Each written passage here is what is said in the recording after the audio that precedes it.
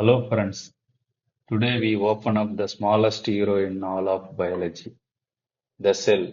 It is so tiny you cannot even see it without a microscope. Yet your whole body is built from it. Our topic is cell, the unit of life. We will go step by step, basics first, then little deep dive, then real life examples, and at the end some exam tricks and surprise question. Let us start with the cell theory. In 1665, Robert Hooke looked at a tiny sliced cock and saw tiny empty boxes. He called them cells.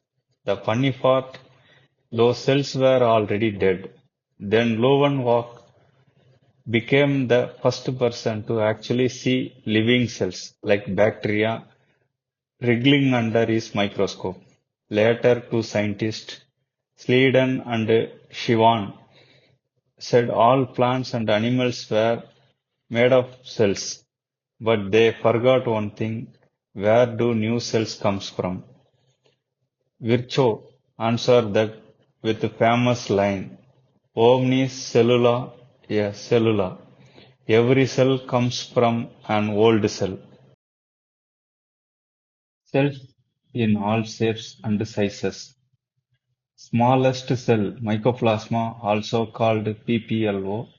Longest cell, the nerve cell, which can stretch up to about a meter, longer than your arm. Largest single cell, the ostrich egg. Yes, one single cell big enough to fry for breakfast. And bacteria sit around 3 to 5 micrometers. One simple idea, shape follows the job. The red blood cell is plot like a disc so it can carry more oxygen and seep through narrow vessels. Now the biggest split in biology, prokaryotes versus eukaryotes. Think of it like houses. A prokaryote is a tiny studio apartment, one open room, no inner walls, everything lying around together. Its DNA floats freely in region called the nucleoid. There are no membrane-bound organelles. It is small, and it carries 70s ribosomes. Bacteria are the classic example. A eukaryote is a big house with separate rooms. It has a proper nucleus behind a membrane. Lots of organelles like Golgi and mitochondria, and bigger 80s ribosomes. Plants, animals, and fungi live here. Simple line to remember: prokaryote means before the nucleus, eukaryote means true nucleus. Let us peek inside a bacterium. On the outside, it wears three protective layers together called the cell envelope, a sticky coat, a cell wall, and the plasma membrane.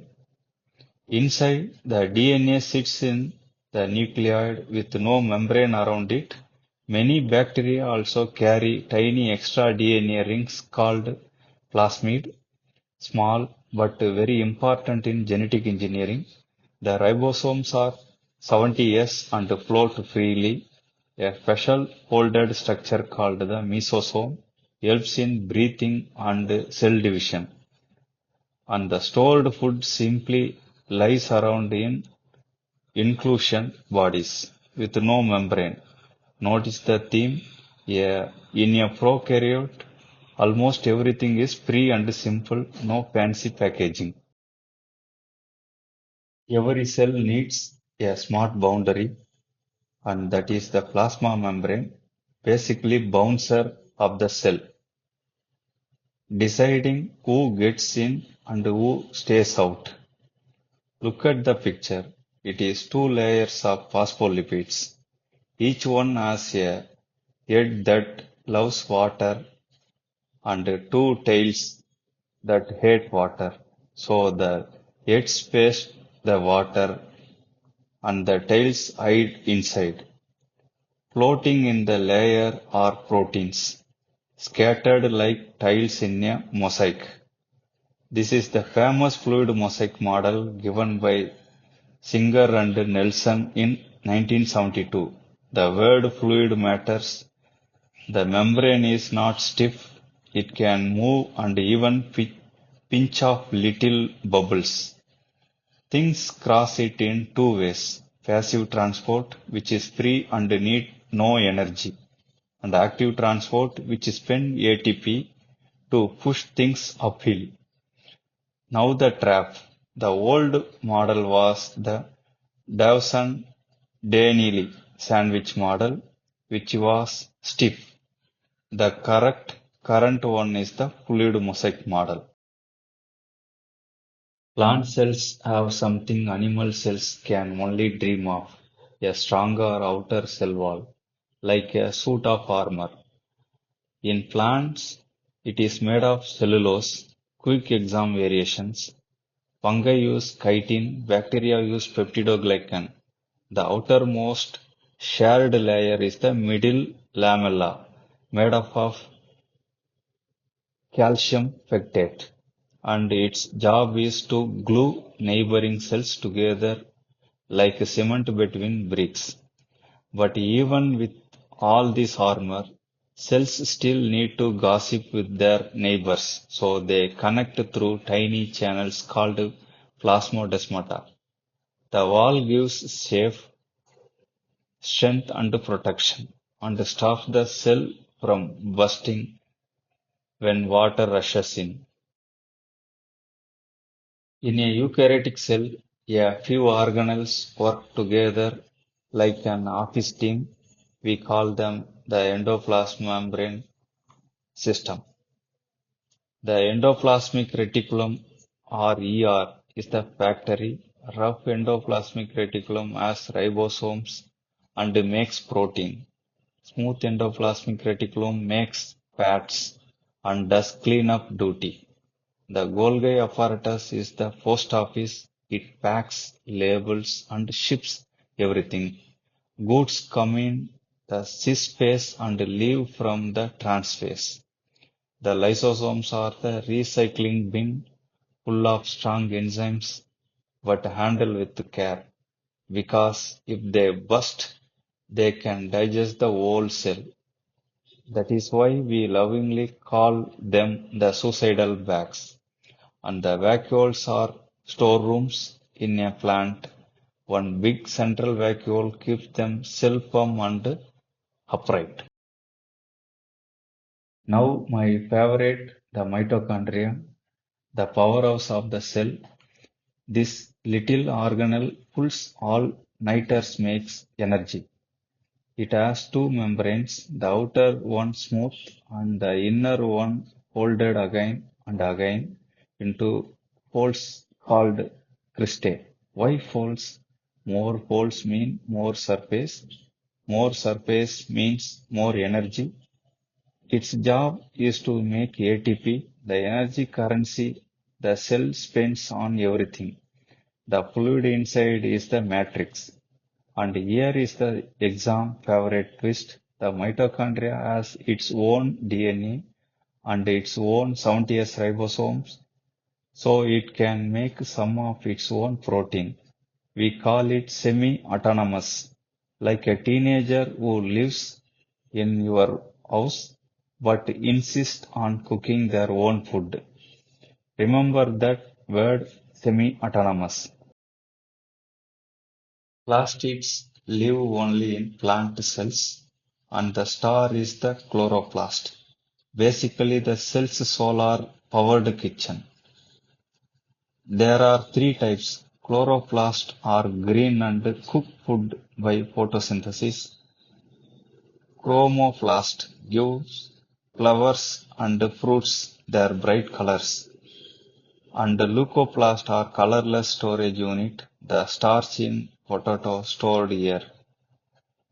In the chloroplast, those green discs are thylakoids, and when they stack like a pile of coins, each stack is a granum. They float in a fluid called stroma. The green color comes from chlorophyll that traps sunlight. Just like the mitochondria, the chloroplast has a double membrane plus its own DNA and 70 ribosomes. So it is also semi-autonomous. That's why NEET often mention these two organelles together. Ribosomes are the protein factories of the cell, and the key here is the comparison. Prokaryotes have 70S ribosomes made of two pieces, 50S and 30S. Eukaryotes have bigger 80S ribosomes made of 60S and 40S. Now, the most famous trap in this whole chapter, the S stand for Swedberg unit, which measures how fast a particle settles when spun. Here is the catch. These units are not additive, so 50s plus 30s gives 70s, not 80s. Your maths teacher might cry, but biology says this is perfectly correct. Many students add them wrongly and lose an easy mark. Mitochondria and chloroplast also has 70s ribosomes, the same as bacteria, hinting they may have come from bacteria long ago.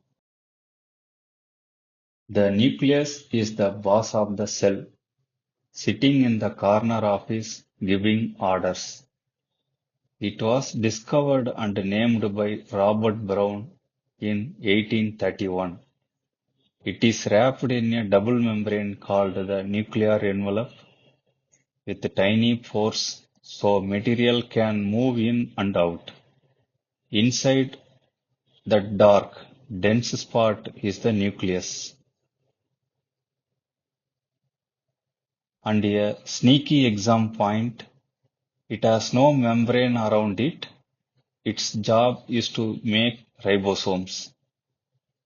The rest is filled with thread-like chromatin, which is DNA wrapped around proteins called histones.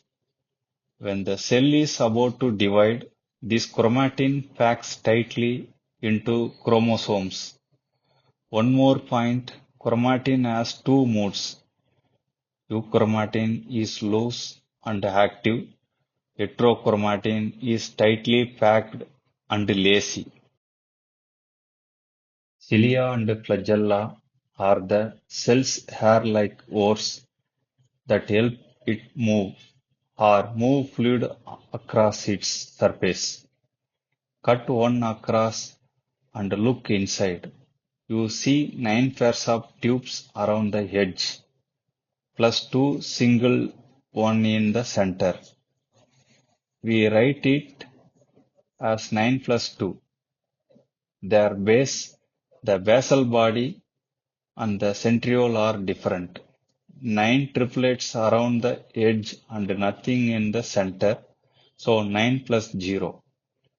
Two centrioles together form the centrosome, which makes the spindle fibers during cell division, and the whole cell keeps its shape thanks to cytoskeleton.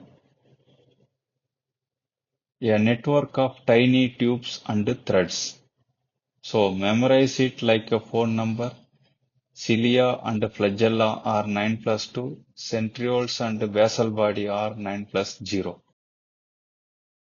Let us put a plant cell and an animal cell side by side. A plant cell has three special things: a rigid cell wall, green plastid, and one big central vacuole, and usually no centrioles. An animal cell is the opposite: no wall, just a soft membrane, no plastids, only small vacuoles. But it does have centrioles for cell division. To remember the plant only features, the use short code WPV, wall, plastid, big vacuole.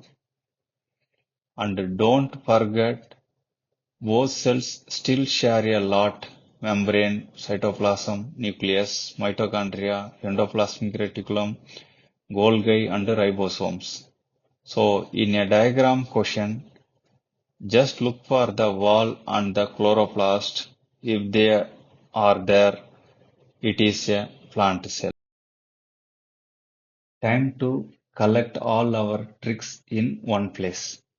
Pause the video right here and take a screenshot. This is your night before exam revision card. 1. The semi-autonomous duo, mitochondria and chloroplast, both have their own DNA and 70s ribosomes. 2. S is not additive. 50s plus 30s is 70s, never 80s. 3. The suicidal bag is the lysosome. 4. 9 plus 2 for cilia and flagella. 9 plus 0 for centriole and basal body. 5. Omnis cellula points to Virchow. 6. Plant only features spell WPV.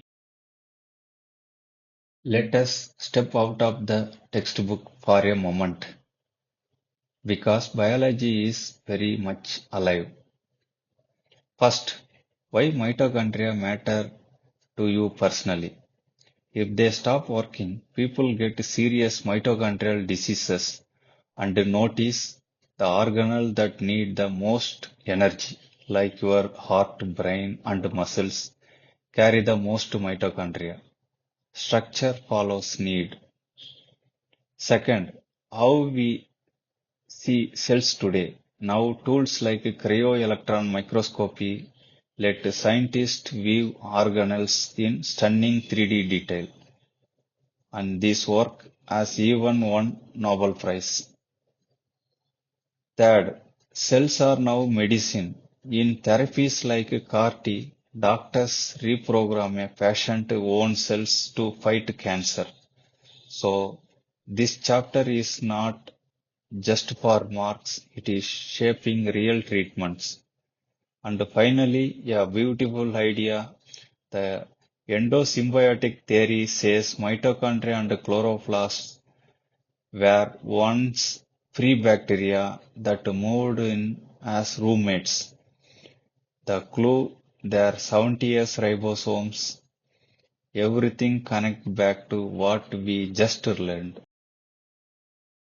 Here is the trick that catches almost everyone: sorting organelles by their number of membranes. Double membrane, nucleus, mitochondria, and chloroplast. Single membrane, endoplasmic reticulum, Golgi, lysosome, vacuoles, and microbody. And no membrane at all, ribosome, centriole, and nucleolus. NEET loves to ask which one has no membrane, and the answer is usually the ribosome. A few more hidden gems. Ribosomes were discovered by George Pallade. Inclusion bodies and nucleolus have no membrane. The membrane around the vacuole has special name, the tonoplast. The middle lamella is made of calcium pectate. These tiny lines look boring in the book, but they quietly win the marks in the exam hall.